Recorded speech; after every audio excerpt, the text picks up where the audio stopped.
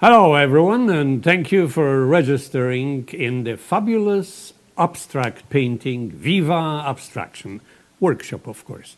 My name is Bogdan Konikowski. I'm an artist painter and president of Artisa Society of the Arts in Edmonton. I have a privilege to teach you how to paint abstraction using texture, expressive brushstrokes, and heavy paint application. I develop a method that will turn you into an abstract painting par excellence. You can adjust the level of difficulty according to the grade level you teach by choosing between 2 and 5 colors. For your convenience, in addition to this instructional step-by-step video, I have provided you with a complimentary PowerPoint presentation. And thank you to my wife, Izabela Orzelski, an artist painter, for assisting me with the production of this video. Now, let's start our creative adventure.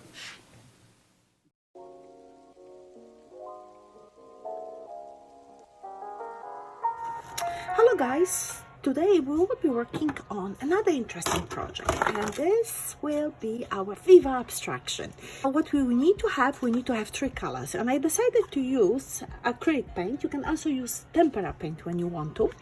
So this will be yellow blue, white, as well as black. Now which brand, it doesn't matter truly.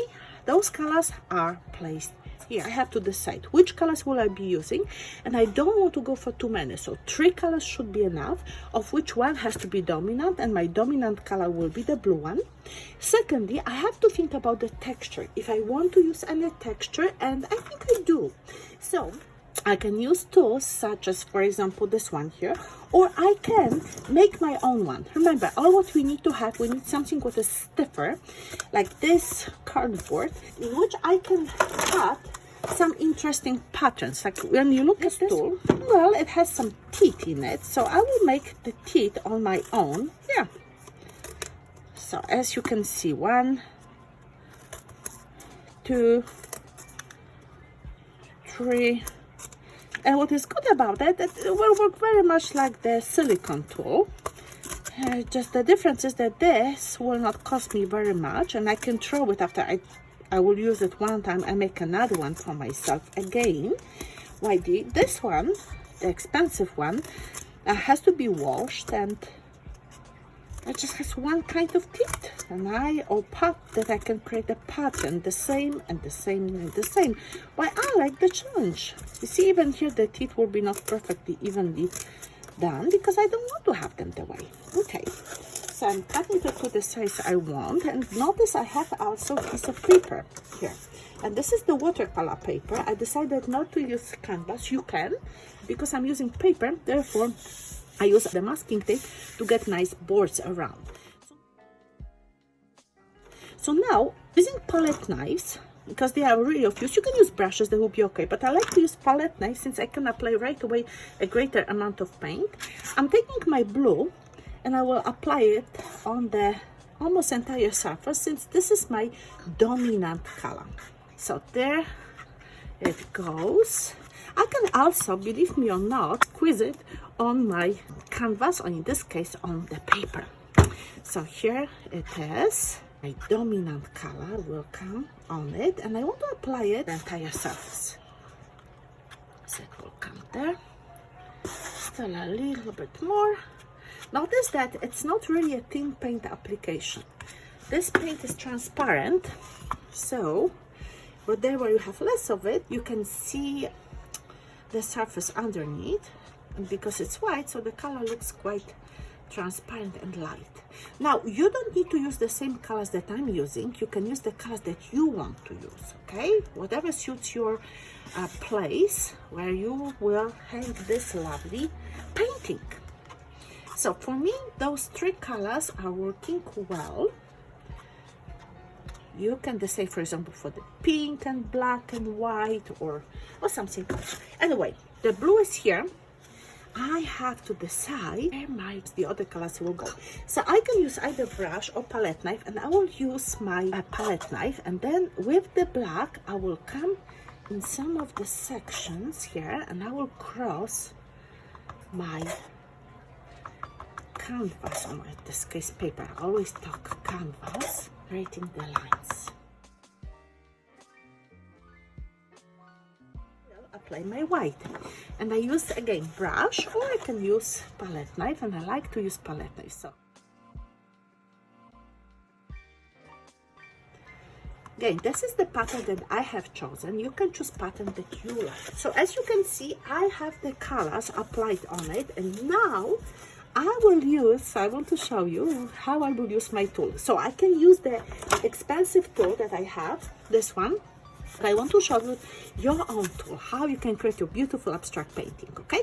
So whoop, we create one swap here. Wow, see? Isn't that great? And then we can continue with the same going. And then, if you want to, you can get more of it until you will be satisfied with the effect. So you see what's happening here. We have quite an interesting pattern. And I'm leaving now my painting.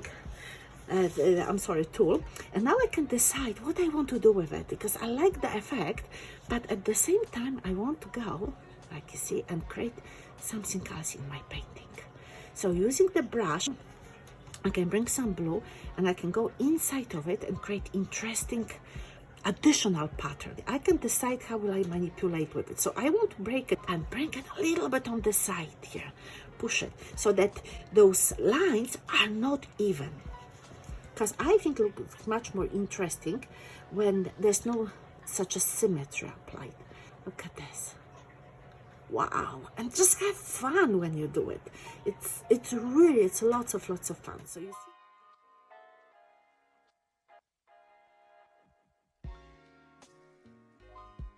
For example, when I want to emphasize a little bit more black, notice I'm going onto the black and I'm moving it. If you want to quiet this painting, you certainly can. You can use, first of all, different colors, combinations, not such a striking contrast. For example, you can use different blues and green. Let's see, 2 different blues and green, or black, blue, and green.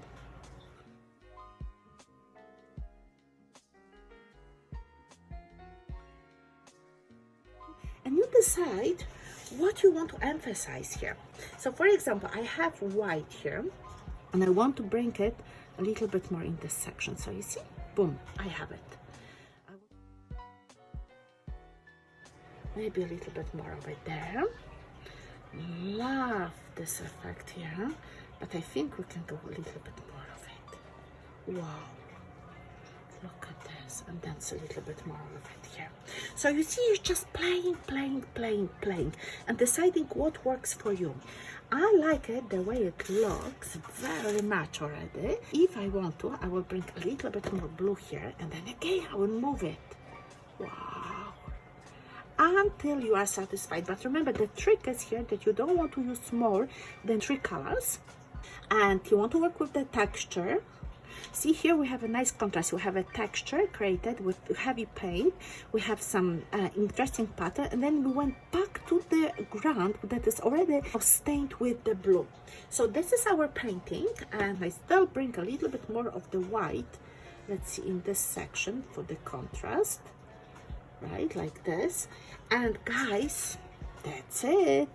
For me, I'm satisfied with that, what I have. You can play as much as you want until the painting will be done to your liking. And I hope that you will have lots of fun. Think first about the colors that you will be using. No more than 3, 1 the dominant. Like in our case, blue is the dominant, white, black, playing a subordinating role here. So once this is dry, because I'm using paper, I can, you see, but I'm really always, I can't wait. So I'm taking off my masking tape, and I want to see how the painting will look like without it. Wow, this is such great texture. Look at this. So much paint on it. I hope that you enjoyed this presentation, and you will now work on your own painting. Have a good day. Bye.